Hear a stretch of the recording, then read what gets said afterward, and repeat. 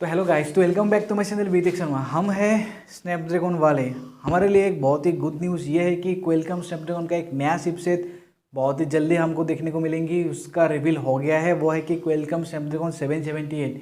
ये चिपसेट के बारे में मुझे बहुत ही इंटरेस्टिंग फैक्ट लगा, लेकिन कुछ ऐसी भी दीवाने हैं मोबाइल चिपसेट के ऊपर, जैसे कि मेरा भाई दीवाने हैं, मैं उसी को बोलूँगा। वो जो लवर है वो खुद ही बताएंगे।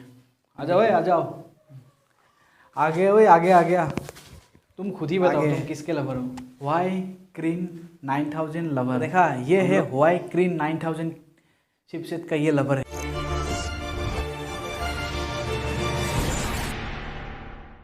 तो सबसे पहले बात करेंगे दोनों चिपसेट का। ऑक्टा कोर बेस्ड है, दोनों सेम है, लेकिन दोनों का फैब्रिकेशन स्कोर एनएम साइज है अलग अलग। क्वालकॉम स्नैपड्रैगन 778 इसका एनएम साइज है 6 नैनोमीटर और वाई क्रीन 9000 इसका एनएम है 5 नैनोमीटर।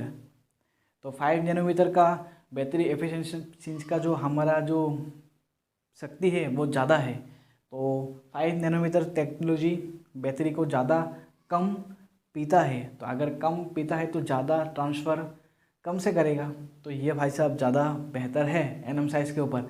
आगे बढ़ते हैं। दोनों का मैं बात करूँ सीपीयू के बारे में, जैसे आपको सभी को पता होगा कि आजकल सीपीयू का ज़्यादा इम्पोर्टेंट हमको लगता है, क्योंकि जितना भी दिन यहाँ पे इंडिया में जाता रहता है ना, मोबाइल गेमिंग का शौकीन ज़्यादा से ज़्यादा हो रहा है।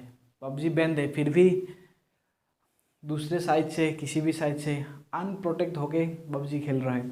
तो सबसे पहले बात करेंगे दोनों चिपसेट का सीपीयू के बारे में। यहाँ पे देख सकते हो, यहाँ पे क्वालकॉम स्नैपड्रैगन का 3 कोर है। यहाँ पे देख सकते हो warm arm cortex A78 2.40 gigahertz के साथ, 3 आर्म कॉर्टेक्स A78 2.2 गीगाहर्ट्ज़ के साथ और 4 आर्म कॉर्टेक्स A55 1.9 गीगाहर्ट्ज़ के साथ।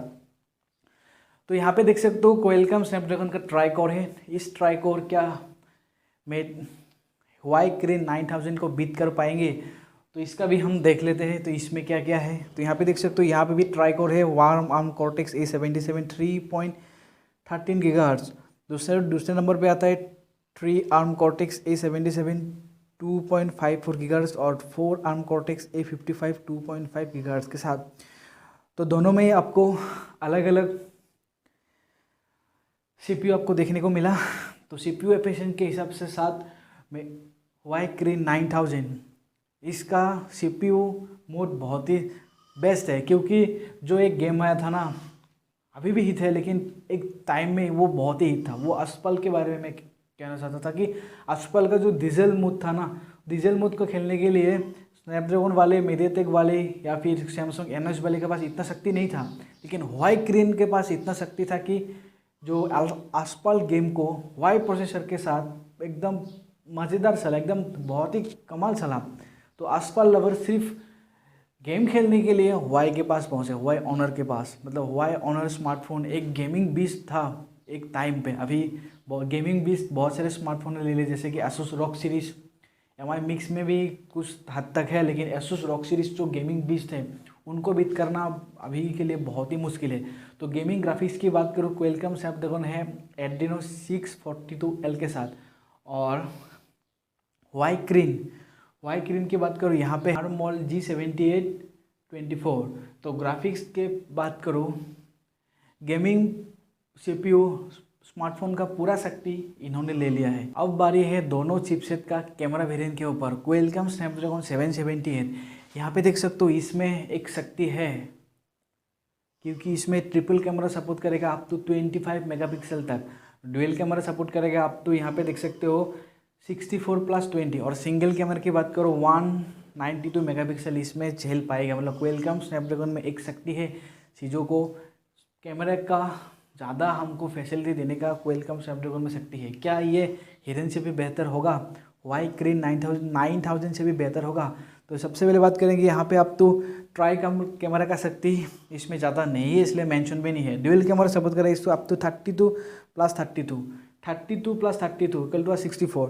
तो इस हिसाब से ड्यूअल कोर वाला शक्ति इसमें ज़्यादा है। और सिंगल जो कैमरा है इसमें 108 मेगापिक्सल इसमें वाई क्रीन 9000 ये सपोर्ट करेगा। तो कैमरा के मामले में क्लियर विनर है, क्लियर शक्ति है क्वालकॉम स्नैपड्रैगन 778 में ये है शक्ति भाई, शक्ति।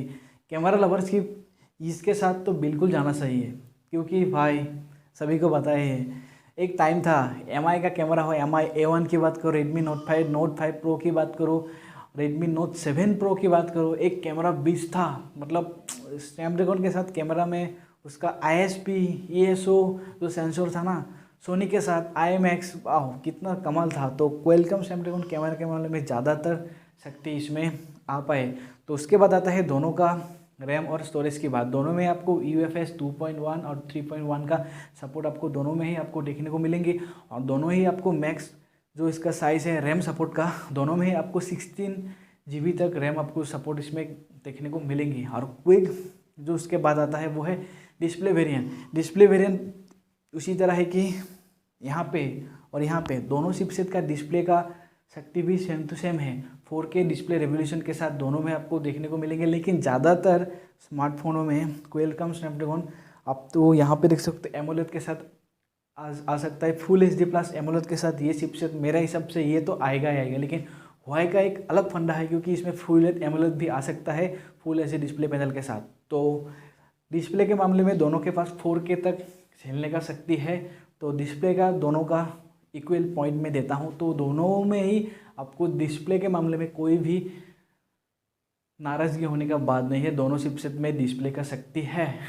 उसके बाद आता है क्विक चार्जिंग टेक्नोलॉजी के ऊपर। अभी सभी को पता है गेमिंग स्मार्टफोन हो या फिर जो भी स्मार्टफोन हो 5000 6000 बैटरी रहेगा, तो उसमें सही है एक क्विक चार्जिंग टेक्नोलॉजी।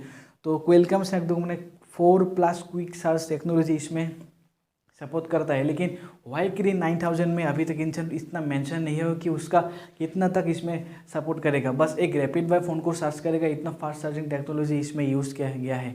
तो आखिर स्मार्टफोनों में अलग से कुछ इसका खोल सकता है, लेकिन क्विक चार्जिंग टेक्नोलॉजी के हिसाब से Qualcomm Snapdragon 778 is a beast, is the best Qualcomm Snapdragon is the best.